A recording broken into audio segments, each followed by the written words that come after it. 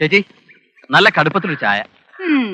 ഭാസ്കര പറ്റു കുറയായി, ഇവിടെയും ചെലവുകളൊക്കെ ഉള്ളതാ. ഇങ്ങനെ വെച്ച് നീട്ടിക്കൊണ്ട് പോയാലേ ശരിയാകുകയല്ല.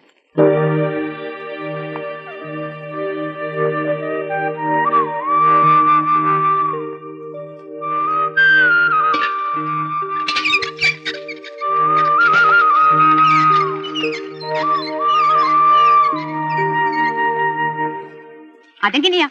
ആദ്യമൊക്കെ പറ്റിയിട്ടാനായിട്ട് എന്റെ പുറകെ നടക്കും. എന്റെ മനസ്സലിഞ്ഞ് ഒന്ന് പറ്റു കൊടുത്താലോ, ഞാൻ പിന്നെ ഇവന്മാരുടെ ഒക്കെ പുറകെ നടക്കണം.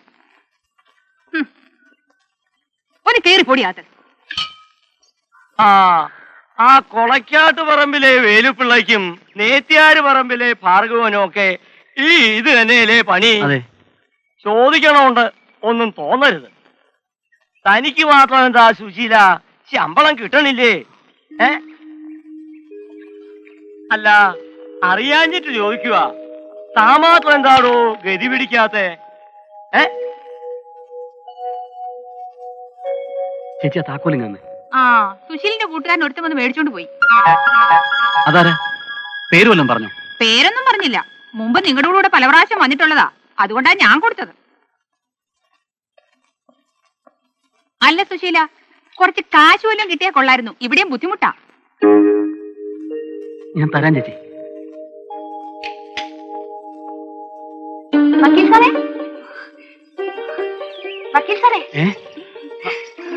നീ നാട്ടുകാരെ കൊണ്ട് അതൊന്നും പറയിക്കും. പറയട്ടെ നാട്ടുകാര്, അത് കേൾക്കാനല്ലേ ഞാനിവിടെ കൊതിച്ചു നിൽക്കുന്നത്. ആ പിന്നെ അമ്മ വല്ലതും പറഞ്ഞെന്ന് കരുതി വിഷമം തോന്നണ്ട കേട്ടോ.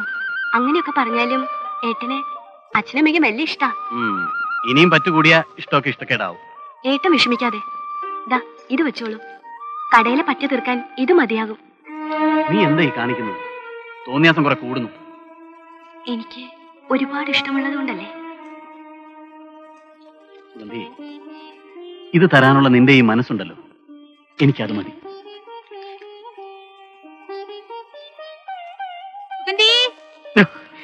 അമ്മ വിളിക്കുന്നു, ചെല്ലേ.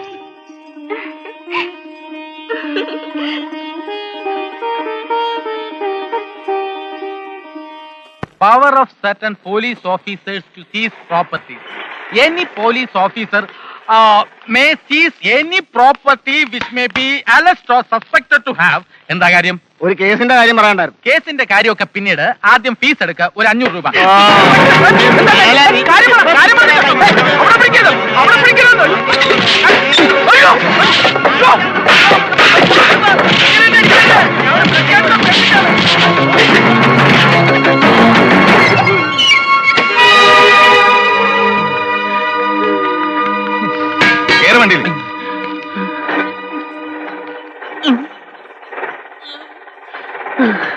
ദൈവം രക്ഷിച്ച് എന്നെ കണ്ടില്ല.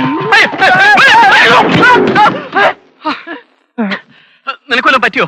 ഭാഗ്യം, ബാഹ്യമായിട്ടൊന്നും പറ്റിയില്ല. അല്ലായിരുന്നെങ്കിൽ ഓട്. ഈ കാലം വെച്ചോണ്ട് ഇനി ഓടാനോ?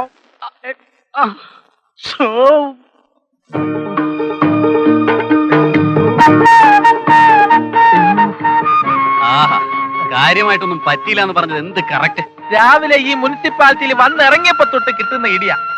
എന്നാലും ഒരു പരിചയവുമില്ലാത്ത ആൾക്കാർ വന്നെന്നെ ഇത്രയും ഇടി ഇടിച്ച എന്തിനാണെന്ന് ഒരു പിടിയും കിട്ടുന്നത്. അവർക്കൊരു അബദ്ധം പറ്റിയതാ. ഇന്ന് ഈ വന്നവരുടെ ഒരു ബന്ധുവിനെ കീഴ്ക്കോടതി ഒരു കേസിന് 3 മാസത്തേക്ക് ശിക്ഷിച്ചിരുന്നു. ആ കേസ് ജില്ലാ കോടതിയിൽ വന്നപ്പോ അയാൾക്ക് വേണ്ടി ഞാനാ ഹാജരായത്. ജില്ലാ കോടതി അയാളെ വെറുതെ വിട്ടാ? ഇല്ല, 3 വർഷത്തേക്ക് ശിക്ഷിച്ചു.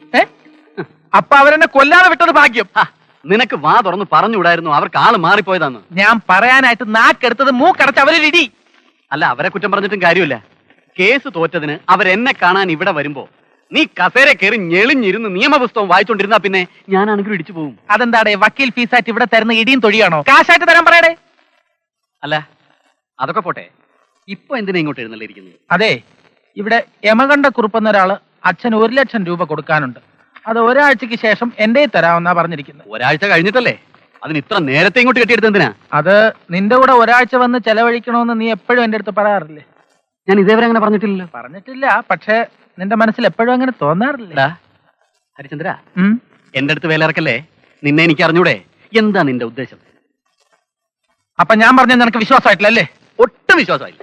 ശരി സുശീല, നമ്മൾ ഒന്നിച്ച് കഴിഞ്ഞ കാലം നീ ഇത്രയും പെട്ടെന്ന് മറക്കാൻ പാടില്ലായിരുന്നു. ഒരു വലിയ തുക, 1,00,000 രൂപ ഈ മുനിസിപ്പാലിറ്റിയിൽ സേഫായി വയ്ക്കാൻ പറ്റിയ ഒരിടം, ഹരിചന്ദ്രന് വിശ്വാസമുള്ള ഇടം, അത് നിന്റെ വീടായിരുന്നു. സാരമില്ല, വേണ്ട. നമ്മുടെ സ്നേഹം, നമ്മുടെ ബന്ധം എല്ലാം ഒരു സ്വപ്നമായിരുന്നു ഞാൻ കരുതിക്കൊള്ളാം. മറവിതൻ മരണത്തിൽ മയങ്ങാൻ കിടന്നാലും ഓർമ്മകൾ ഓടിയെത്തി ഉണർത്തിരുന്ന ഒരു ചെറിയ ഡൗട്ട് ഉണ്ട്. സാരമില്ല, ഞാൻ മാനേജ് ചെയ്തോളാം. സമാധാനമായി. സോറി, ബുദ്ധിമുട്ടിച്ചതിന് മാപ്പ്. എനിക്ക് വേണ്ടി ഒരു ഉപകാരം ചെയ്യണം. എന്റെ കയ്യിൽ ഒരു 10,000 രൂപയുണ്ട്. അത് കുറച്ച് ദിവസത്തേക്ക് എവിടെയെങ്കിലും ഒന്ന് സുരക്ഷിതമായിട്ട് വെച്ചേക്കണം. കാരണം വല്ല കടത്തണ്ണയിലും കിടന്നുറങ്ങുമ്പോ ആരെങ്കിലും എടുത്തോണ്ട് പോയാ പിന്നെ അപ്പ കിടന്ന് വിഷമിക്കണ്ടല്ലോ. പക്ഷെ എവിടെയായിരുന്നാലും ഒരു പ്രശ്നം നിന്നെ പിടിച്ചു കുലുക്കും. പതറുക. അതിന്റെ അന്ത്യം ഒരു വൻ നേട്ടത്തിലേക്കായിരിക്കും സുശീല. സുശീല, ഹരിചന്ദ്രൻ. ഹരിചന്ദ്രൻ, ഒരു ക്രിമിനൽ വക്കീലിന്റെ ക്രിമിനൽ ബുദ്ധിയിൽ ഞാൻ എന്തൊക്കെയോ ചിന്തിച്ചു പോയി. നീ അത് കാര്യമാക്കണ്ട. 10,000 രൂപ അടങ്ങുന്ന ഈ ബാഗുമായിട്ട് ഈ മുനിസിപ്പാലിറ്റി കള്ളന്മാരുടെ ഇടയിലേക്ക് ഞാൻ നിന്നെ ഇറക്കി വിടില്ല.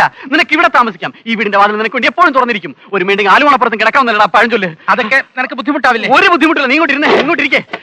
നീ ഇങ്ങോട്ടിരിക്കെ. ഒരു ചായം കൂടി എടുക്കട്ടെ. ഞാൻ വന്നപ്പോ നീ ഇട്ടുന്നല്ലോ. അത് സാരമില്ല, നിനക്ക് നല്ല ക്ഷീണമുണ്ടല്ലോ. ഒരു ചായം കൂടി എടുക്കാം. എന്നാ ജ്യൂസ് എന്തെങ്കിലും എടുത്താൽ മതി. പിന്നെ വൈകുന്നേരം നമുക്ക് ഇത് വേണം. 2-3 ബോട്ടിൽ വാങ്ങിച്ചോ. ഇപ്പൊ ഇതിരിക്കും.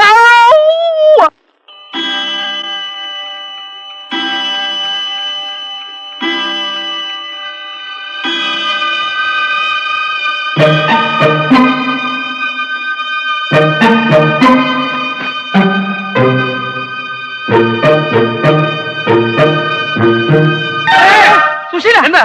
എന്തു പറ്റി? എന്താ പ്രശ്നം? ഒന്നുമില്ല. സത്യം പറ, നീ എന്നിൽ നിന്ന് എന്തോ ഒളിച്ചു വെക്കുന്നുണ്ട്.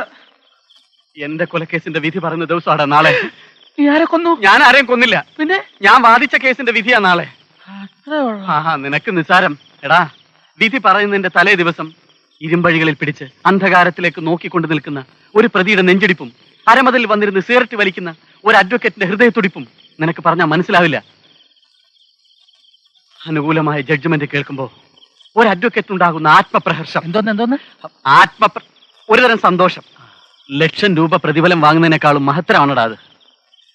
കൃഷ്ണയ്യരും മള്ളൂരും ഒക്കെ. മള്ളൂരോ? അതൊരു കവിയല്ലേ? അത് ഉള്ളൂര്. ഓ, അങ്ങനെ പേരും മാറ്റിയോ? ഉണ്ടായിരിക്കടാ. ഇവരൊക്കെ തങ്ങളുടെ വാക്ചാതുരി കൊണ്ട് പ്രകമ്പനം കൊള്ളിച്ച കോടതി മുറിക്കുള്ളിൽ ദിവസങ്ങളായി മുഴങ്ങി കേട്ടുകൊണ്ടിരുന്ന അഡ്വക്കേറ്റ് സുശീലന്റെ വാദമുഖങ്ങൾക്ക് നാളെ തിരശീല വീഴുകയാണടാ. നാളെ ജഡ്ജിയുടെ വായിൽ നിന്നും ആ ശബ്ദം മുഴങ്ങും.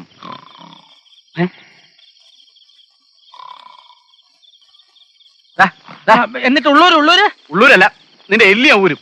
എന്നിട്ട് പോയി കിടന്ന് ഉറങ്ങടാ. അതേ കേട്ടുള്ളെങ്കിലും നിന്റെ കഥ കൊള്ളാം.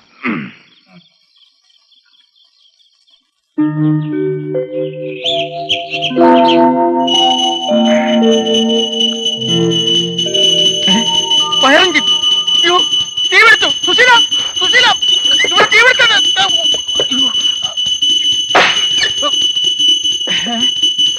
പൂജയായിരുന്നോ?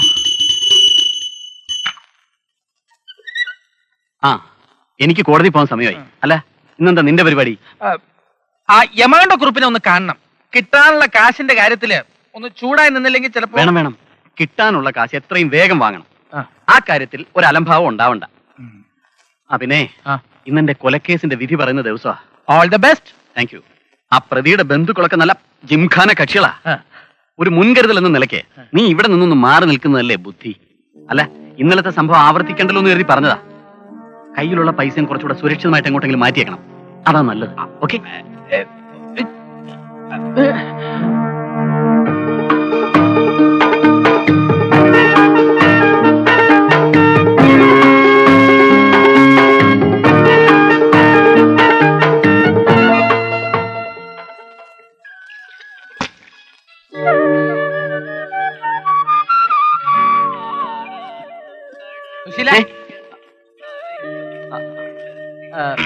നീ പറഞ്ഞതുപോലെ ആ 10,000 രൂപ ഞാനിങ്ങ് കയ്യിലെടുത്തു. വല്ലാക്കിടിയും പറ്റി അത് കൈമറിഞ്ഞു പോണ്ട. നന്നായി. കുറച്ച് രൂപ സേഫ് ആയിട്ട് വയ്ക്കാൻ ഇവിടെ ഒരു ഇടമില്ല. അതാണ് ഏറ്റവും വലിയ പ്രശ്നം. നീ ഒരു കാര്യം ചെയ്യ്, ആ ബാങ്കിൽ എന്നെ ഒന്ന് ഇൻട്രൊഡ്യൂസ് ചെയ്താ ക്യാഷ് ആവശ്യമുള്ളപ്പോ ചെക്കായിട്ട് എഴുതിയെടുത്താൽ മതിയല്ലോ. ശരിയാ. അപ്പൊ യമകണ്ഠ കുറിപ്പിന്റെ നിനക്ക് കിട്ടാൻ പോകുന്ന 1,00,000 രൂപയും ബാങ്കിൽ തന്നെ ഇടാം. കറക്റ്റ്. നിനക്ക് ഇന്ന് സമയമില്ലെങ്കിൽ വേണ്ട, 2 ദിവസം കഴിഞ്ഞും മതി. അയ്യോ, ഇന്നെന്റെ കൊലക്കേസിന്റെ വിധിയാ. അപ്പൊ നമുക്ക് വൈകിട്ട് കാണാം. അതിങ്ങനെ എപ്പോഴെപ്പോഴും പറയണ്ട. സാറിന് കഴിക്കാൻ എന്താവോ? എനിക്ക് ഒരു പ്ലേറ്റ് മാഗി നൂഡിൽസും 2 ലിജ്ജത്ത് പപ്പടവും. അയ്യോ സാറേ, അങ്ങനത്തെ സാധനമൊന്നും ഇവിടെ ഇല്ല. ഇല്ലേ? പിന്നെന്തുണ്ട്? ഇവിടെ പുട്ടും കടലയും പിന്നെ ഇഡലിയും ദോശയും ചമ്മന്തിയും ഉണ്ട്. എന്നാല് പുട്ടും കടലയും ഇഡലിയും ദോശയും ചമ്മന്തി എടുത്തോളൂ. ആ 2 ഏത്തപ്പഴം കൂടി. മുനാളി ഐവാച്ചന്റെ കിരാത നടപടികൾ പ്രതിഷേധിച്ച് ഐവാൻ ടൈൽ ഫാക്ടറി തൊഴിലാളികൾ ഫാക്ടറി കവാടം പിക്കറ്റ് ചെയ്യുന്നു. തൊഴിലാളി പ്രസ്ഥാനത്തിന്റെ ആശയും ആവേശവുമായ ശ്രീമാൻ കൊഴിഞ്ഞാമ്പാറ ലോലൻ, ജനലക്ഷങ്ങളുടെ കണ്ണിനുണ്ണിയായ കൊഴിഞ്ഞാമ്പാറ ലോലൻ ഇന്ന് രാവിലെ കൃത്യം 10 മണിക്ക് വിക്കറ്റിംഗ് ഉദ്ഘാടനം ചെയ്യും. ആരായത്? ലോലൻ സാറോ? ചേച്ചി ഒരു ചായ. അല്ല സാറേ, ഈ പാവം ഒഴിവച്ചുള്ള കടവെല്ലാം എടുത്ത ഫാക്ടറി തുടങ്ങിയത്. ഇത് തുടക്കത്തിലെ എന്തിനാ മുടക്കുന്നത്? വല്ല പാവങ്ങളും പഴച്ചു പോയിക്കട്ടെ. അത് പിന്നെ കോയിക്കൽ തറവാട്ടുകാർ അവരുടെ നിന്നും ഐവാച്ചൻ ഇവരുടെ നിന്നും പറയുന്ന പ്രസ്തുത സ്ഥലത്ത് സ്ഥിതി ചെയ്യുന്ന ഓട്ട് ഫാക്ടറി അടിസ്ഥാനപരമായി തന്നെ ഒരു തർക്ക വസ്തുവാണ്. അങ്ങനെയുള്ള തർക്കങ്ങൾ മാത്രം നിറഞ്ഞു നിൽക്കുന്ന ഒരു തർക്ക വസ്തുവിൽ ഫാക്ടറി സ്ഥാപിക്കുകയും അതിന്റെ പേരിൽ അധ്വാനിക്കുന്ന തൊഴിലാളി വർഗത്തെ ചൂഷണം ചെയ്യുകയും പീഡിപ്പിക്കുകയും ചെയ്യുന്ന ബൂർഷ്വാ പിന്തിരിപ്പൻ നയത്തിനെതിരെ ശക്തമായി പ്രതികരിക്കേണ്ടത് ഈ നാട്ടിലെ പ്രബുദ്ധരായ ചേച്ചി ഒരു ചായ എനിക്കും കൂടി. ഇനിയോ? ഇല്ലെങ്കിൽ കാപ്പി മതി. ഓ വേം വേണം വണ്ടിയെട് തൊഴിലാളി വർഗത്തിന്റെ കണ്ണിലുണ്ണി കൊഴിഞ്ഞാമ്പാറ ലോലൻ. ഇവനെയൊക്കെ തീറ്റി പോറ്റേണ്ട ജോലിയും ബാക്കിയുള്ളവർക്കാ. എത്രയായി? 18 രൂപ 50 പൈസ.